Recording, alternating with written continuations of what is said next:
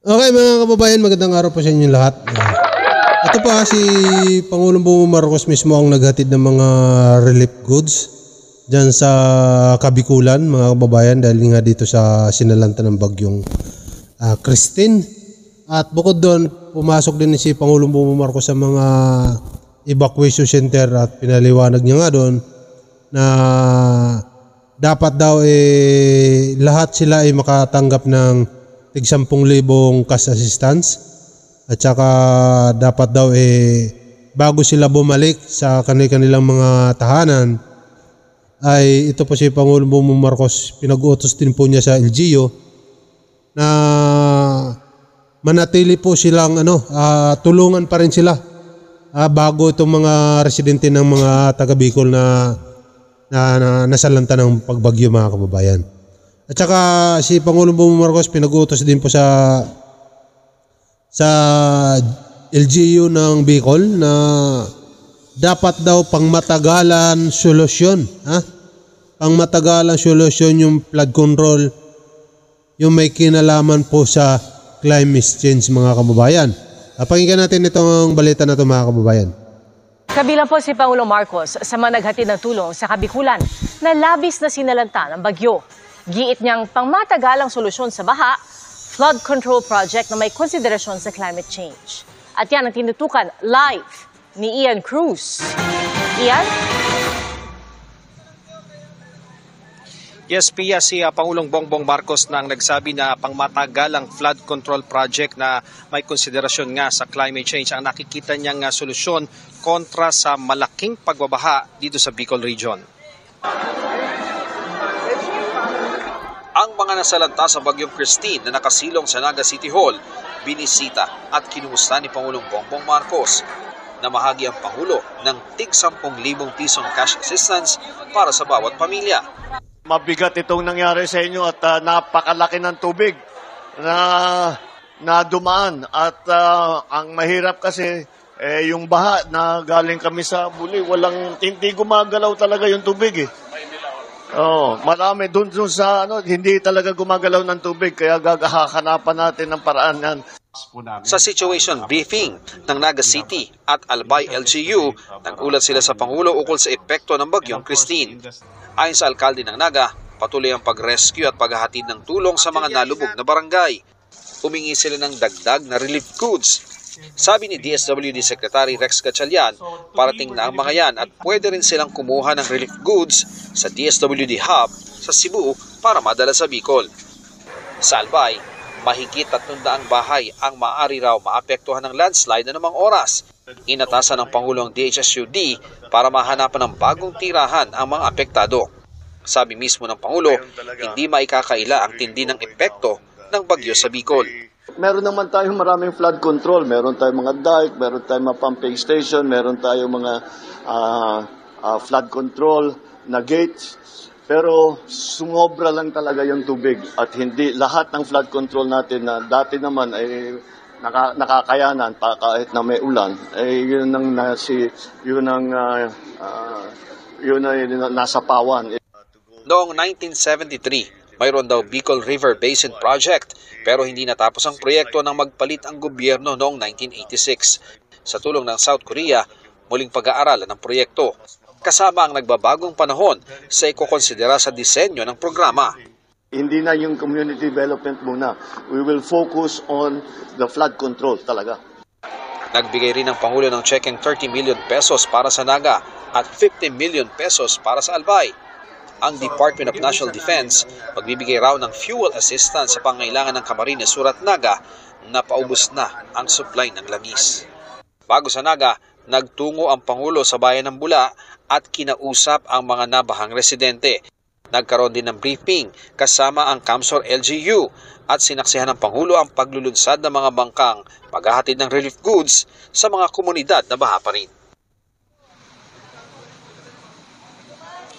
Pia, dito sa Naga ay nakikita natin kabilang itong area na to sa 7 barangay pa na lubog sa baha. At sa dami nga ng patuloy na naglulusong sa baha ay pinamamadali rin ni Pangulong Bongbong Marcos ang pagpapadala ng gamot na prophylaxis kontra yan sa leptospirosis, pati na ng iba pang mga gamot na kinakailangan sa mga ospital, sa mga health center, gayon din sa mga evacuation center. Yan ang latest mula rito sa Naga. Balik sa iyo, Pia.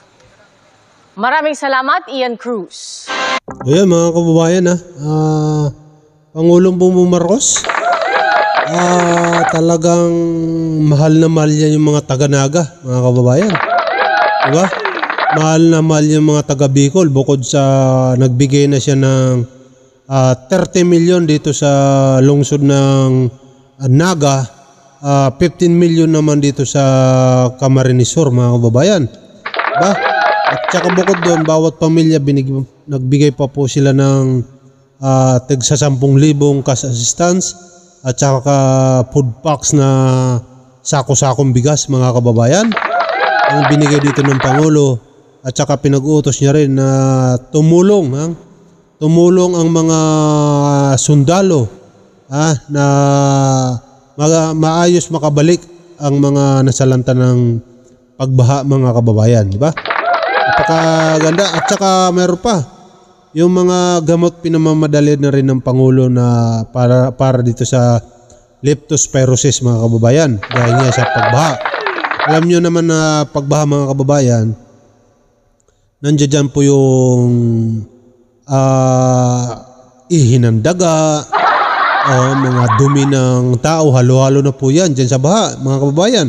Kasi ultimong mga Poso Negro yan, umapaw yan Ultimo mga CR, umapaw yan, halo-halo na po yan dyan sa baha. Kaya automatic, kapag ikay nalunod dyan sa baha at nakainom ka ng tubig ng baha, maiinom nyo po yung ihi ng daga, tain ng tao, tain ng mga hayop. Kasi siyempre halo-halo na yan, baha nga Pag sinabi bang baha, may pinipili pa ba yung dumi ng tao na kung saan tatakbo? Wala na, halo-halo na po yan. Parang hinalo po yan ng kape. Kumpleto na po yan, kumpleto Ricardos. Kaya tama po ang ginagawa ng Pangulo dito na pamadaliin yung mga leptospirosis na yan, gamot para sa leptospirosis, di ba?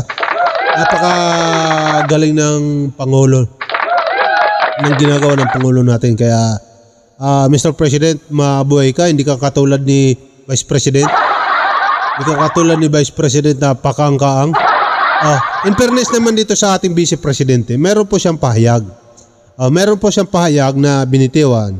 Ito po yung kanyang pahayag, mga kababayan. Si Vice President. Pakinggan natin yung kanyang pahayag. In fairness dito kay Vice President. Sabi ko nga sa inyo, kapag maganda ang kanyang ginagawa, ipapasok natin. Kapag hindi maganda ang kanyang ginagawa, mga kababayan, babatikosin natin. Ito po ang kanyang sinabi, mga kababayan.